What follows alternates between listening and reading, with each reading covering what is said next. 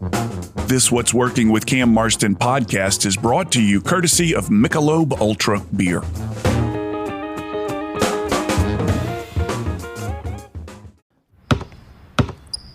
They say consistency is the key to success. They weren't wrong. So how about grabbing a beer that's consistently smooth, consistently refreshing, and consistently light? You might just find that the road to success can be pretty enjoyable. Michelob Ultra, the perfect balance of taste and refreshment, and only 2.6 carbs and 95 calories. It's only worth it if you enjoy it. Enjoy responsibly. Anheuser-Busch Michelob Ultra Light Beer, St. Louis, Missouri.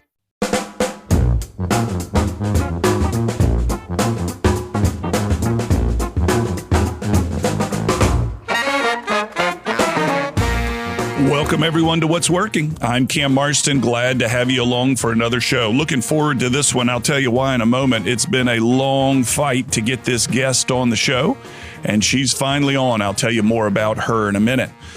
For those of you not familiar with the show, What's Working seeks to find the trends shaping the workplace, the workforce, and the marketplace, looking for people that can give insights into the trends in such a way that you and I can do something from their insights and apply them to our own business, our own world, make things just a little bit better at whatever it is we do. Again, welcome to What's Working. I'm glad you're along for the ride.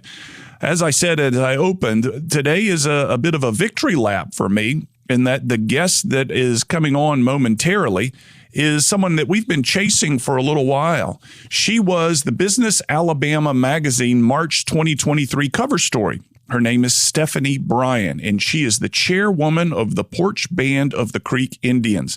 She was the Business Alabama magazine CEO of the year.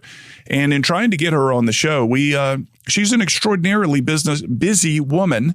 And I learned why as I was kind of prepping for the show. I did not know that the Poarch Band of the Creek Indians owned 42 different businesses, many of them focused on the state of Alabama. I did not know, for example, and we're going to bust some myths as we get onto the call with Chairwoman Bryan, actually in the studio with her, the amount of taxes that they pay. Because I had driven by the Wind Creek Casino on the way north from Mobile to Montgomery, and there in the Atmore area, and kind of look over at it and say, well, it must be nice to not pay taxes. Of course you can build things like that. Well, that's not true. And we're going to learn a little bit more about her. This, what I'm doing now, the opening of the show, is after I've recorded the interview with her. So I'm looking back on this and saying there's a lot that you're going to learn from Chairwoman Bryan when she's in the seat across from me. And in fact, when she came through the door of the studio where we recorded this show, her assistant was with her, and she said, if you don't mind, she needs to wrap up this phone call. The chairwoman is on a conference call with the White House. I'm like, okay, I can take second seat to a conference call with the White House. Anyway, a nice woman, a powerful woman, a woman with a very strong vision. And there's a lot about the Poarch Band of the Creek Indians and their business enterprises that I did not know of. On segment 5 of the show, when I usually wrap it up, I'm putting Cajun Mike on. Y'all may remember Cajun Mike, E3 Termite and Pest Control, one of the longest standing advertisers that we have. He's got a new product. You may remember, we've had him on a couple of times. He's one of the only guys that out there that will bond a house with spray foam insulation. And I use him personally, and his team is as professional as any that I'm aware of that's ever been in the home. It's like me seeing old friends again. But he's now into the insulation business. And we're going to talk a little bit about it because he's into a new product. He finally got an agreement or a deal, or we'll learn more, to license and sell a new insulation product that retards termites. And if I'm not mistaken, and I need to be careful here, is hemp-based. It has a high insulation value, and termites can't eat it. They can't live in it. It's a great retardant to the termites themselves, and it does its job as an insulator. We'll have Cajun Mike here on in segment 5 to talk a little bit about that product and what's going on. Personally, I'm starting to get my ducks in the row for the Alabama Broadcasters Association event, where I will be the opening keynote speaker talking about the workplace, the workforce, and the marketplace trends that this show has introduced to me. I'm getting books printed and getting my slides ready. We'll have a booth there to talk about the show. It's kind of a big deal for me, and I give a lot of presentations during the year. In fact, we just booked one in Bellingham, Washington, north of Seattle, I think, and the very next day have one in Baltimore, which necessitates the red eye, which is one of my least favorite things to do in the world, to go from coast to coast on a red eye and be a bright eye and bushy tail to give a presentation the next day for a group of physicians in Baltimore, but that's what it is. I have in front of me, and we won't have time to get into it, an article that reads, "The Fight Over Working From Home Goes Global." Very interesting insights over work from home. The CEOs are pushing people back into the workplace, but on average, the employee wants to work from home 2 days a week. That fight continues. Maybe we'll talk about that more. We'll be right back. You're listening to What's Working.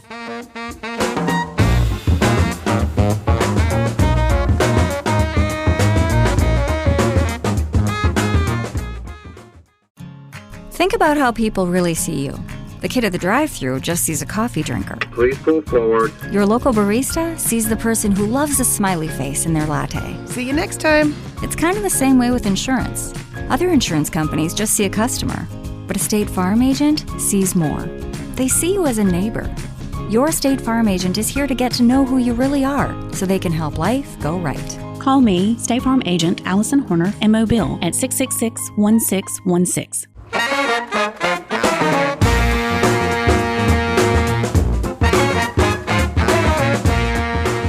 We're back. You're listening to What's Working. I'm Cam Marston. I'm in the studio today. I've been chasing this guest for a while. And sitting across from me is Chairwoman Stephanie Bryan. She's the Poarch Band of the Creek Indians Chairwoman, an extraordinarily busy woman. And as she walked into the studio today, she was actually on a conference call with the White House. And that's the first time that's happened. Chairwoman Bryan, thank you so much for your time. Welcome to What's Working. Thank you so much for hosting me today. You've told me before the microphones were on that doing these types of things is your least favorite part of the job that you have. And I can understand that. As I look at the papers in front of me, the productivity of the Poarch Creek Indians is remarkable. And I want to get into that. I want to talk to you about that. But let's begin with a date. August 11th, 1984 represents a significant date in the history of the Poarch Creek Indian Nation. Tell me about that. So on that date, it was a momentous time for the Poarch Band of Creek Indians, which is when we obtained federal recognition, which means that we were able to be a sovereign nation and operate as a government within a government. And it totally changed the landscape for a poverty-stricken community. At that time, the tribe was totally funded through grant dollars. And I'm proud to say today that only 10% of our budget is funded through grant dollars. 90% is funded through economic development. Can you give me a sense of what that budget is? Is there a number? Is it a public number? Actually, it varies as far as the grants that we get. Yeah. But to operate the government itself, it's around $60 million. Annually. So that covers our education department, our Boys and Girls Club, which we service over 500 children at our Boys and Girls Club. And those kids are not tribal members. Those are members of kids of employees, first-generation children, community children, where we teach those kids etiquette. We fund our health department. I remember the days before 1984 when an Airstream bus would come through our community, and that's where I would get my teeth cleaned as a little girl in the Poarch community. And now we have a 75,000 square foot health department with the state-of-art equipment that we can provide a variety of services to our tribal members: dental care, lab, physical therapy. We have specialists that come in certain times of the month to see our tribal members and employees. We now have an employee clinic there, which has in turn really helped improve the health and the quality of work that we have from our employees, because it's so easy to go over to the health clinic, be seen by a doctor, and then go back to work if it's something that's not contagious. As I looked at the history of the tribe earlier today, The argument prior to this date in 1984 was that there were no more Native Americans in the state of Alabama, that they had all left as the encroachment came in on the territory. Yet there was this community in Poarch, Alabama, Poarch Band, Alabama, something like that finally got the recognition. Tell me briefly about that, and then let's get into as I learned a moment ago, the 42 businesses that you own in the state. So during that time, actually my brother-in-law, Larry Hakey, was a student at Florida State University, and Larry worked closely with Dr. Tony Paredes, who was an anthropologist from Florida State University. And he was determined to do the work to obtain federal recognition for the Poarch Band of Creek Indians, because we did not leave. We stayed. And the community was such a cohesive community. And we used the documents from St. Anna's Episcopal Church there in Poarch, Alabama, to create Creek Nation east of the Mississippi. That's what we were known for prior to the federal recognition, and then that's when we became the Poarch Band of Creek Indians in 1984. Mm-hmm. But there was a struggle and a fight to obtain that federal recognition to show our existence of where we come from, which was the state of Alabama. And so now we're the only federally recognized tribe in the state. And that was a goal for me when I first got involved in leadership, is to build relationships with leaders within the state, and that we collectively work together to create economic development. And we partner together to help with education, improve quality education for children, and then inspire them to go do great things right here within our own state. You've been very generous and very forthcoming in your efforts to develop businesses around the state. Let's go from 1984 to today. It's been an extraordinary expansion, an extraordinary success story. Was the Wind Creek Casino is what I recognize as I drive 80 or 65 north up towards Montgomery. When was that the trigger that got so much of it started? Was the initialization of that facility that I know? Actually, it started with a bingo hall. It was a smoke-filled bingo hall, and it wasn't a high-rise resort at the time. It was just a smoke-filled bingo hall, and the tribe used the proceeds to match the grant funding that we were receiving to provide health care, to provide police protection for the community, fire protection. And I guess it was in 2007, we decided to build Wind Creek Resorts. And at that time, we were going to build Wind Creek Atmore and Wind Creek Wetumpka. Yeah. And if you remember, the market crashed. Yeah. And we made the decision to just start with Wind Creek Atmore. We started Wind Creek Atmore, and that was a time for me in my leadership role that I was very worried, because the tribe was debt-free at the time. And we were going to have to acquire debt in order to build Wind Creek Atmore. And that loan was for 7 years, and we paid that loan off in 2 years and 9 months. Get out. And so that began the journey of growth, tremendous growth for the Poarch Band of Creek Indians, because prior to that, there was a management contract with Harrah's. And of course, everyone's very familiar with Harrah's out of Nevada. And we decided that we would terminate that contract and we would do this on our own. And we were very successful. And then we built Wind Creek Wetumpka. Then we expanded at Wind Creek Montgomery. So at that time, I was the vice chair during all of this. I became the vice chair in 2006 with a flip of a coin. That's how I became the vice chair. 2009, I became the first direct elected official for the Poarch Band of Creek Indians.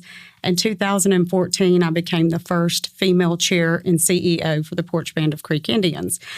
So as a female, we're a matrilineal society. And so history shows that women were leaders. And to to be in this role and truly watch our community, because I lived in the Poarch Creek community my entire life. I lived in poverty.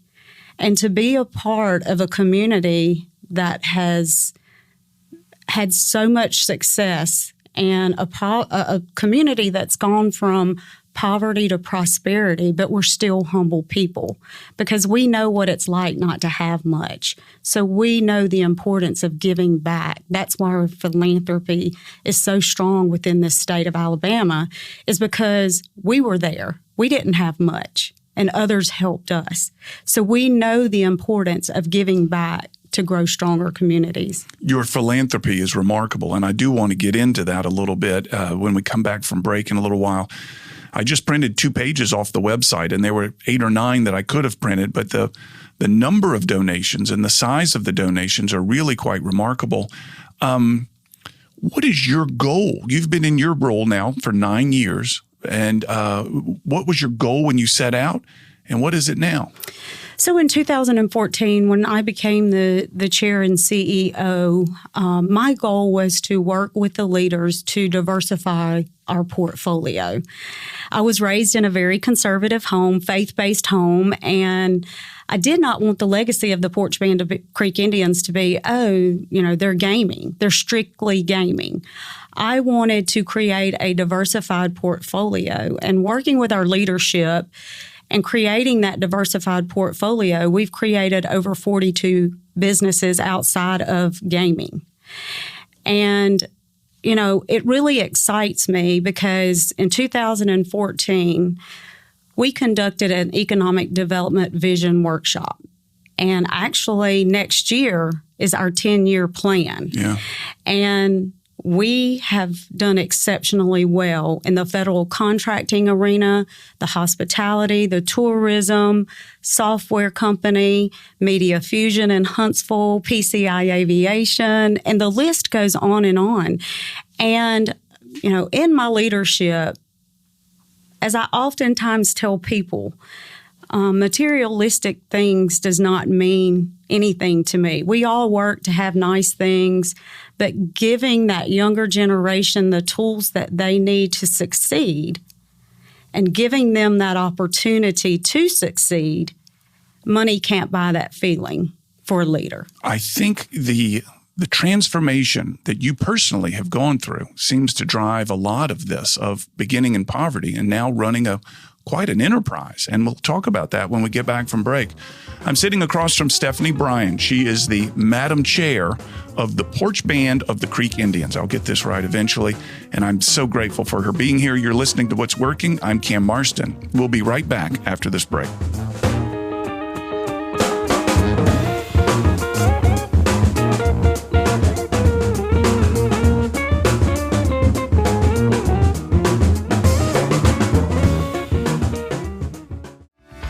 Do you have an industrial or commercial construction project you're ready to make a reality?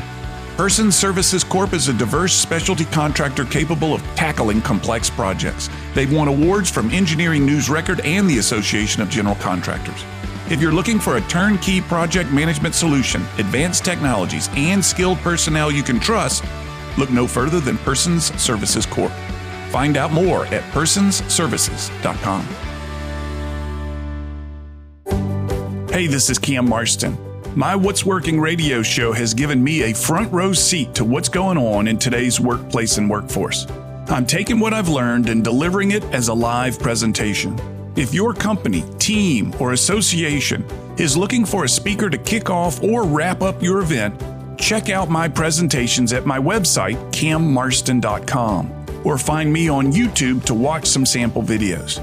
You can expect actionable and relevant content delivered with lots of humor.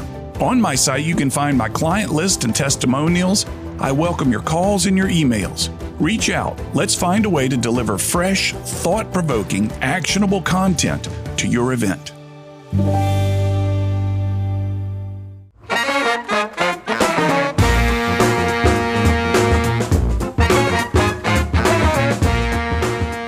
back. You're listening to What's Working. I'm Cam Marston. In the studio across from me is Madam Chair Stephanie Bryan. She's the chairwoman of the Poarch Band of the Creek Indians. We were talking a little bit about her transformation and the Poarch Band of the Creek Indians transformation from poverty to doing so well. You've been at the helm now for 9 years. Next year, the 10th year, you're going to redo the plan, as I understood what you said a moment ago.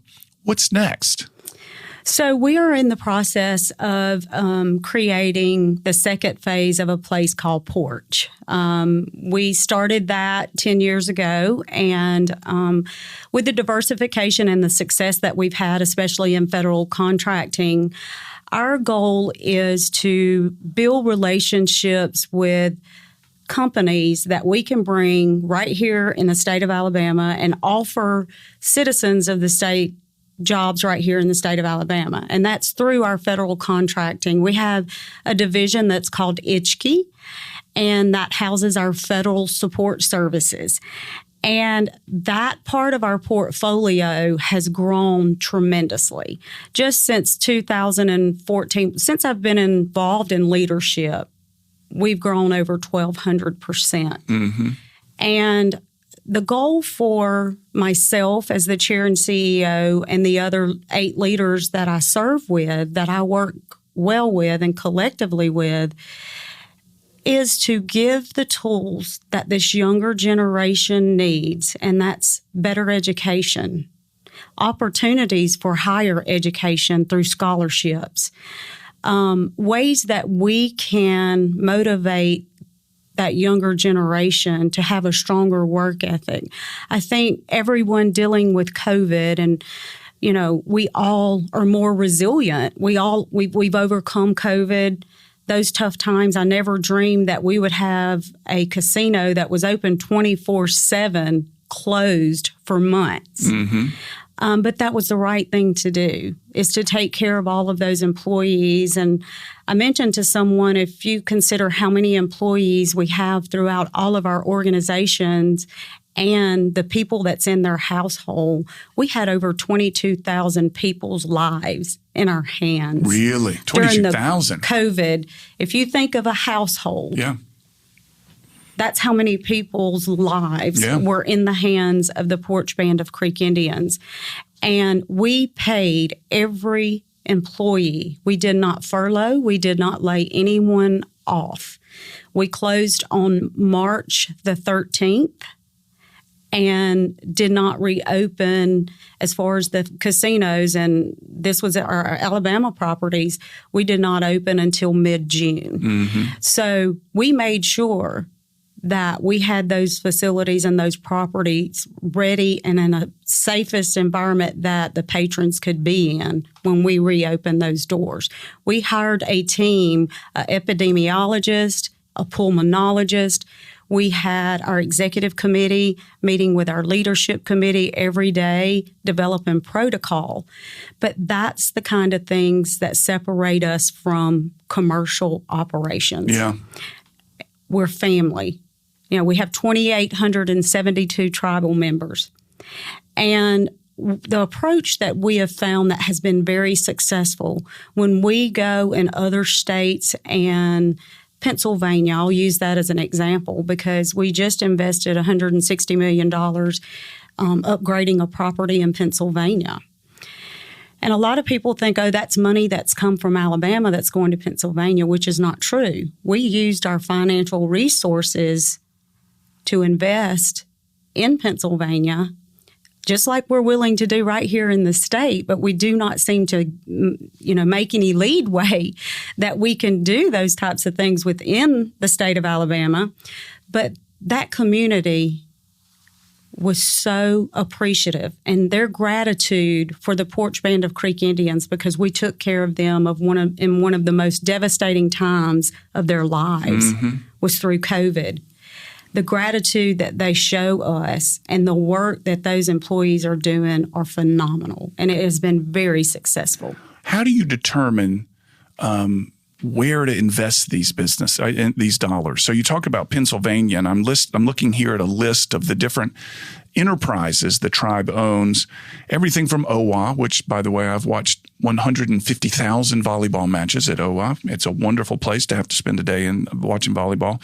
To Holiday Inns, to PCI Aviation, to the convenience stores. I'm just looking through the list. And Atmore, how do you determine where these dollars should be placed? So strategically, for economic development and our planning sessions, that's what we discuss, is how are we going to diversify our portfolio? What percentage are we going to place in tourism? What percentage are we going to place in federal contracting services? And so when we plan, we discuss what our portfolio looks like and what percentage is going to be high risk, low risk, medium risk. And a lot of these opportunities, we work with Innovative Capital on some of the purchases, the bigger purchases in Aruba, Curacao, Pennsylvania. A lot of times those companies will come to us and say, hey, we think this will meet your portfolio. Interesting. And so far, so good. I mean, so far we've been very successful. There are some things that has not worked so well, but with just like OWA, it created jobs. We work collectively with the state, the city of Foley, and the only federally recognized tribe in the state. Mm-hmm. We all collectively work together to create OWA as a family destination, an amusement park with a water park component. Now that the water park is open, OWA is doing very well. But what we find in this climate that we're in pre-COVID is having enough people to work. Oh my gosh, that's what the previous show was about. That is such a big conversation today. So really is. We are dealing with J1 employees and developing housing units, building and construction of housing units to employ J1 employees so that we have enough people to work to provide the hospitality at the OWA water park. I'm sure my listeners know, but I don't know. Define a J1 employee for me. So those are individuals that are contracted through companies, through a J1 company. Got it. Okay. And they're like contract workers. Mm-hmm. And there are certain requirements that they have to meet and that we have to meet. But you can depend on those employees to be there and to provide that workforce development that you need. At some point, I am a big fan and big supporter of workforce development. For so many years, even here in the state of Alabama, you have to get a bachelor's degree, you have to obtain master's degree, PhD. But the climate that we're in, we need the workforce development field. Yeah. We need the PhDs. We need the bachelor's. No doubt, we need those educated people. But for those kids that are in high school that have no desire to do further education, could be good employees, especially in a blue-collar work field.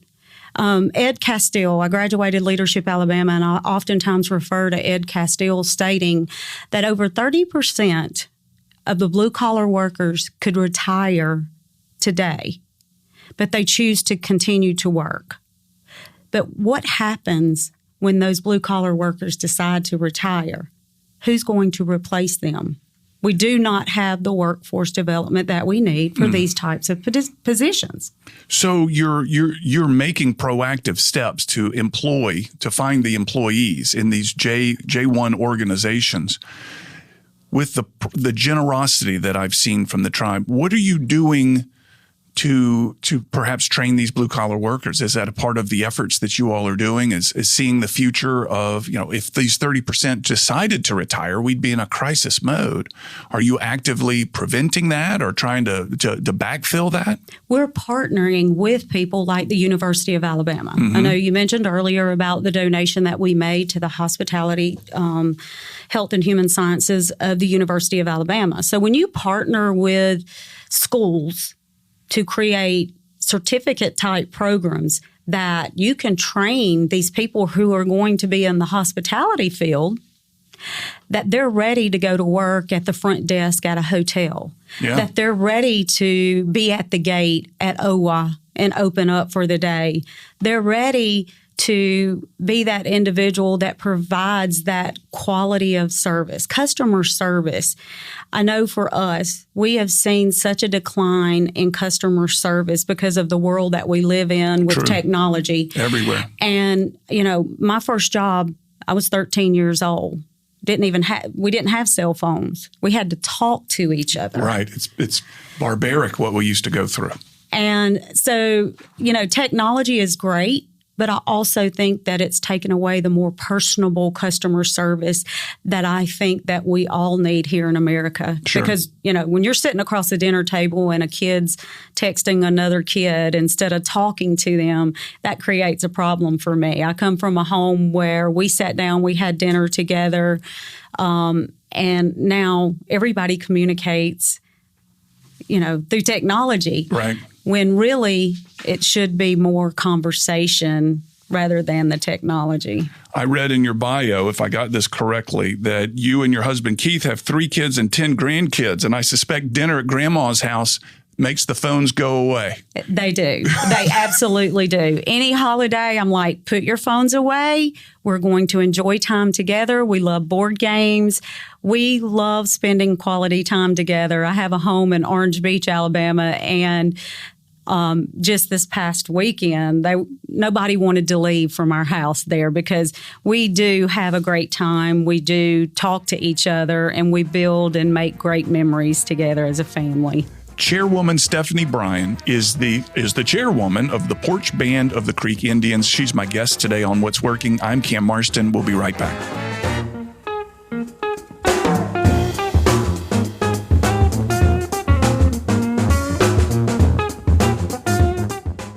When you make the right decision, it feels good, like picking the perfect accent rug or choosing a good night's sleep over an all-night crime show binge. It feels really good to make the right insurance decision, too. I'm State Farm agent Allison Horner, and that's why I'm right here in Mobile to help you select the right protection at the right price. I'll make sure you understand your State Farm coverages so you'll know what to expect if the unexpected happens. With me as your State Farm agent, it's easy to make the right choice. You can come by, call, or click AllisonHorner.com. When you want the real deal, like a good neighbor, State Farm is there. Customer service never goes out of style. In fact, I think it's safe to say that customer service is more valuable and more important now more than ever. Hi, this is Cam Marston. One thing that my over 200 episodes of What's Working has taught me is how important customer service is to building and maintaining a thriving business. It's the growing need for customer service that's led me to partner with one of the state's leading customer service trainers to create our program called Delivering 5-Star Customer Service. Your team will get one 90-minute training session per month for 6 consecutive months. Each session builds on the skills learned the previous month, allowing your customer-facing teams to practice before moving on to the next lesson. And the 6 lessons address everything from appearance to electronic communications to conflict resolution to maintaining a service mindset. Our program travels and is delivered in person at your workplace, nothing virtual. You simply can't practice the level of the skills this course teaches virtually. For more information, email me, cam@cammarston.com, and let's schedule a time to talk.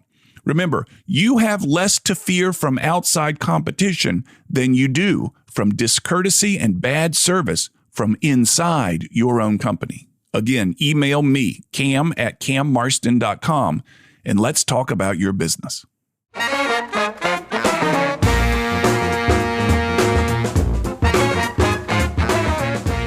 We're back. You're listening to What's Working, and I'm Cam Marston. I'm in the studio sitting across from Madam Chair, Stephanie Bryan. She's the chairwoman of the Poarch Band of the Creek Indians. And Madam Chair, I want to begin this segment to address, maybe it's a rumor, a misnomer, I don't know. But it is, even driving past your place up in Atmore, I've heard the comment say, well, gosh, it's a beautiful casino, but they don't pay any taxes. And clarify that for me. Is there any truth in that? Contrary to what people may think or may have heard, that is not true. We have done a study, and we have paid over $2 billion in taxes.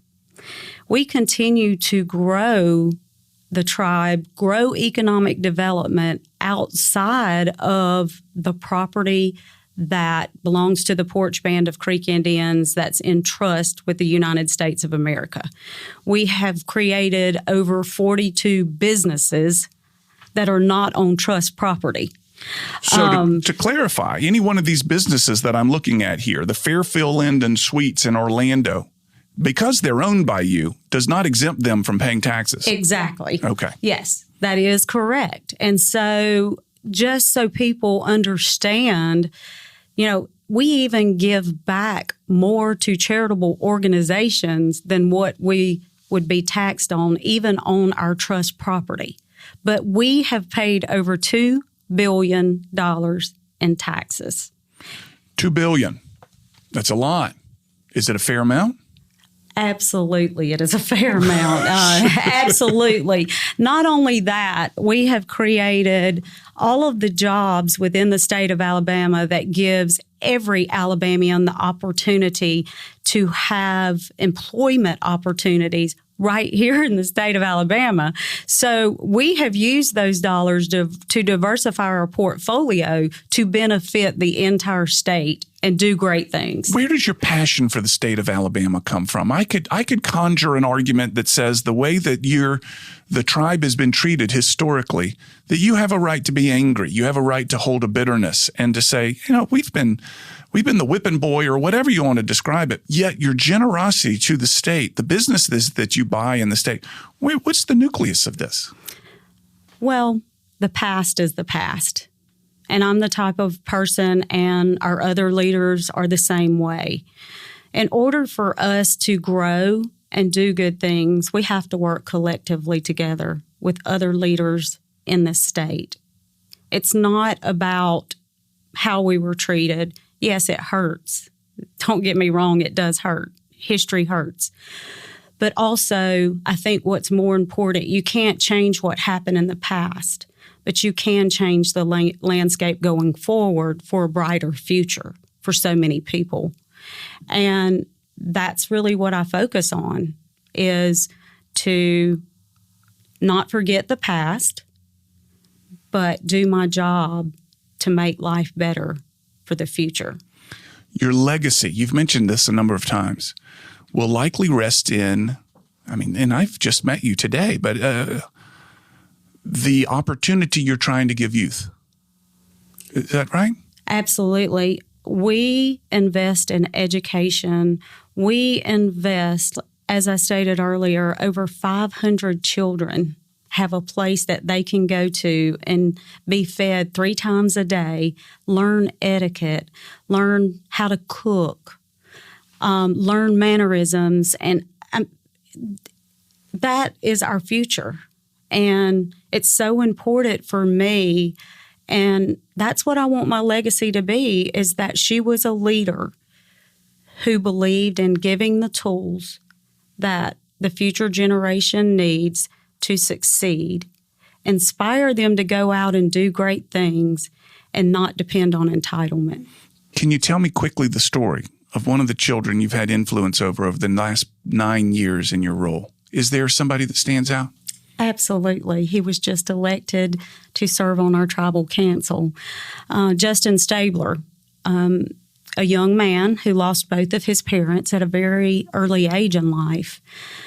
And Justin was able to use our scholarship program to obtain a political science degree at Auburn University. I attended Justin's graduation.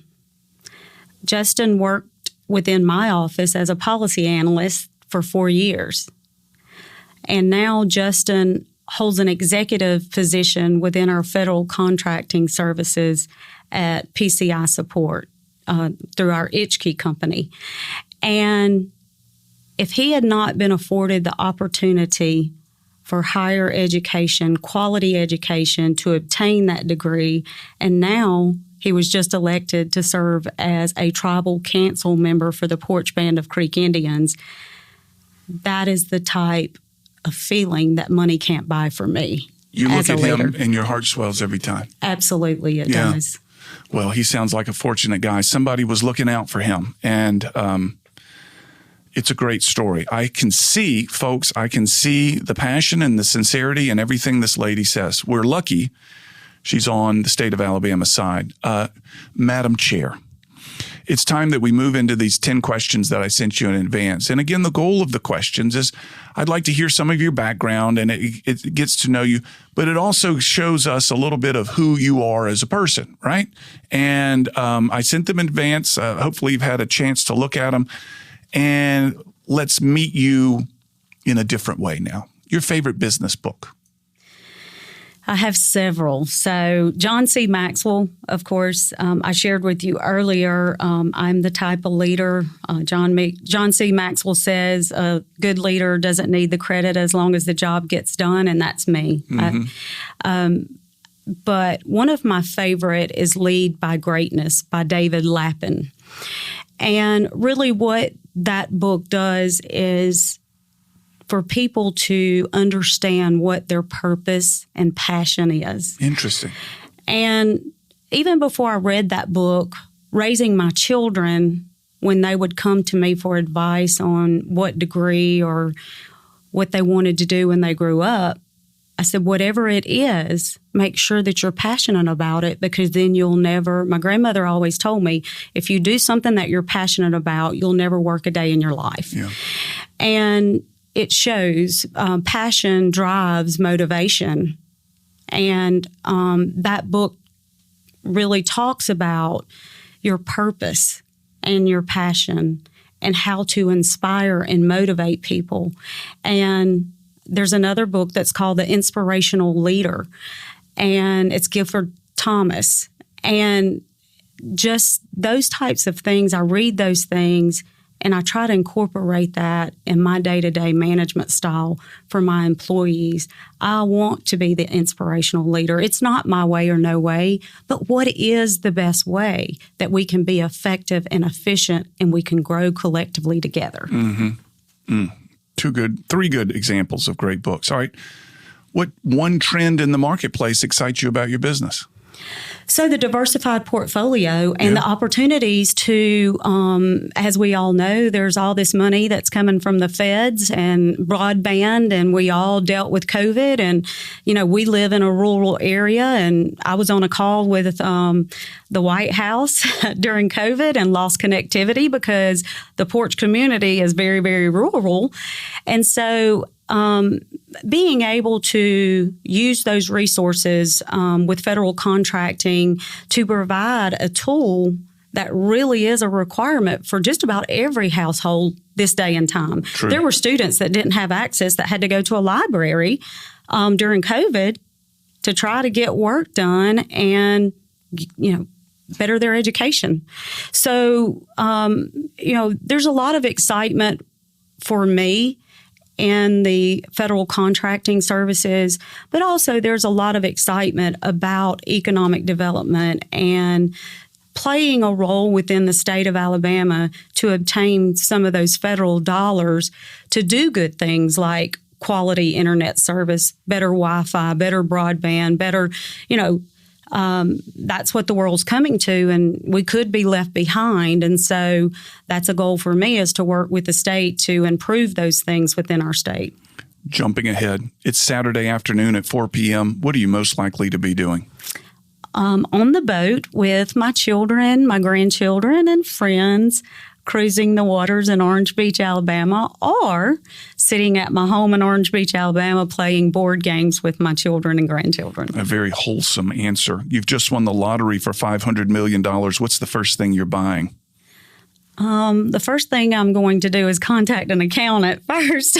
But the first thing I would buy is a yacht that I could take my whole family and friends, and that we could go and share and do great things and see the world from the water. Oh my gosh, that sounds wonderful.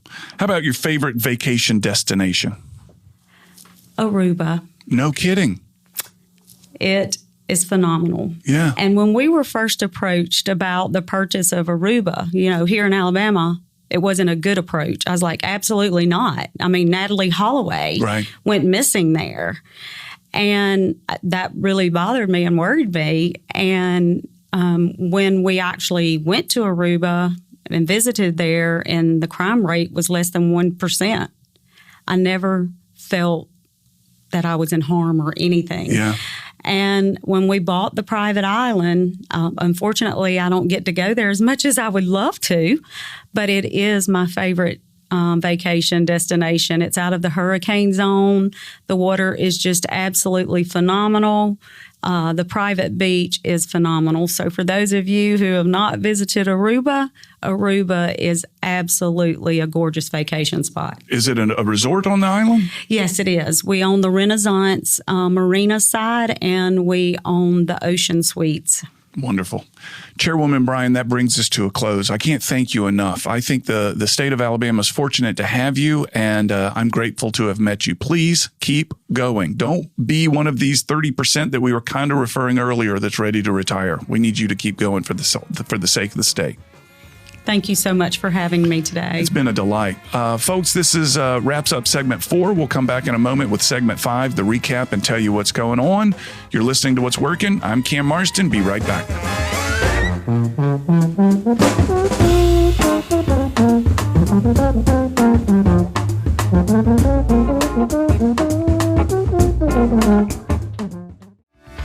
Person Services Corp is a diverse specialty contractor that's changing how people think about general contractors. Person Services Corp has experts in industrial and general construction, disaster recovery, infrastructure, and mechanical. They offer the latest in industry technology, turnkey project management services, and custom project solutions. Person Services Corp has 5 offices across the Southeast to meet you anywhere your project demands. Find them at personsservices.com.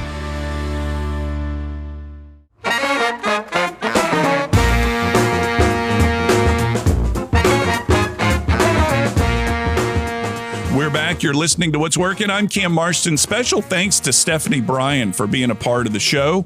Like I said, she came through the door. She was on a conference call with the White House. That's pretty cool.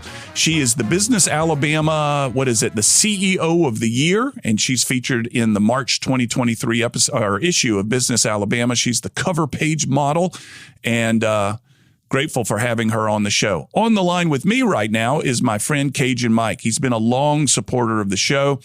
He does our termite and pest control at our house, and he's got a new product that he told me about, a hemp-based insulation. Cajun Mike, welcome back to What's Working. What's going on? Hey, glad to be back with you. I'm really excited. We're bringing a hemp insulation into the market. And the reason I'm excited is it's going to fix a lot of problems that people are having with spray foam insulation. Basically, the product is 100% all natural product. It is 90% hemp and 10% polyester. It is moisture resistant, pest and rodent resistant, and moreover, fire resistant, and it's easy to install. So it's pest and rodent resistance. One of the niches that you've created for yourself, Cajun Mike, is that you will treat a home with spray foam insulation for termites. You will treat that and you'll bond it for termites. You're saying that this hemp product is termite resistant completely. Is that correct? Exactly. They don't like it. It's irritating to them, so they will not come close to it. So, if I recall correctly, insulation is measured in an R value. Is that right? That is correct. And what is the R value of this hemp insulation compared to a spray foam or compared to a pink? Normally, spray foam is around R24. Depending on the makeup of the roof deck or the attic, we can get anywhere from R20 to R28. So we're right there in the same ballpark, sometimes a little better. No kidding. And it's manufactured in Idaho, I think you told me before we started the call? Correct. They just built a 600,000 square foot manufacturing facility in Idaho. And hemp, of course, has kind of a reputation for being a part of the marijuana plant world. Is there a chance that if the stuff actually does catch us on fire, the whole neighborhood is going to end up stoned? No, that doesn't work that way. But no, it does not have any of the marijuana ingredients in it whatsoever. And like I say, it will only smoke. It will not catch on fire. That's good stuff. So I remember you telling me about this a while ago. You've had to apply for the opportunity to sell this thing. You had to prove it. And It's been a long, arduous process. How ready are you for this to be available throughout the state? We're about a month away from being able to 100%, have it in stock and start rocking and rolling. However, if anyone wants it, we can get it in within 2 to 3 weeks. There you go. There you go. So is your target market the homeowner or the builder or both? Both. So a high R value, it doesn't, it annoys the termites. They're not going to want to be a part of it. It's flame retardant or fireproof, whatever it may be, and it's going to keep your house hot and cool. Is there any downside to this stuff? I haven't found anything. And like I said, the main thing is it's moisture resistant. That's very important. Yeah. How do they find you, Cajun Mike? Is the hemp product available through your termite and pest control website, or have you started something new? Yeah, you can find us at e3pest.com, or you can call us at 251-850-7378. e3pest.com, folks. Cajun Mike has become a friend. He does a great job. He's been an advertiser on the show, but he would be a friend if he weren't. He does a great job. And when his team comes to our house to check out the annual review, the survey of the house to check things out, we're treated like they're best friends, and it's just wonderful. You've done such a remarkable job, Cajun Mike. I enjoy knowing you. Your business has done so very well. Thank you. Good talking to you again. All right, Cajun Mike, we'll check in with you. And when you get this hemp stuff available to the marketplace, I'd like to put you on again to talk more about the details. Take care, my friend. Thank you. All right. Cajun Mike's got it going on, folks. Cajun Mike has got it going on. A hemp-based insulation with high R values, no moisture, very low moisture. Termites don't like it. I remember him telling me a little bit about this back in the day and how hard he had to compete to be able to distribute this stuff. Check it out. If you're in the market for new insulation for your home, your building, you're a builder, I encourage you to check it out. And that will bring us to a close today. As I've hung up with Cajun Mike, the skies are opening up. The rain is coming down. The grass will be knee-high before too long, or the weeds will be knee-high before too long. And that'll wrap us up for the week. I got stuff to do. Hope you found it enjoyable. You can find the show at whatsworkingcam.com. Again, whatsworkingcam.com, where you can send me an email. Tell me some ideas that you have for the show. Give me some feedback on things. Find us on social media as always. Look for me mostly active on Facebook and LinkedIn, though we certainly do have a Instagram presence, and occasionally the team posts something up on TikTok, believe it or not. I don't tick, nor do I talk, but I find myself up there from time to time. The show was produced by John Thompson with Ion Digital. He takes out so many of the ands and the ums and the you-knows. He's as busy as he can be these days, folks, and I'm as happy as I can be for him. John, like Cajun Mike's, got it going on. We'll have another show next week. Have a good week, everybody.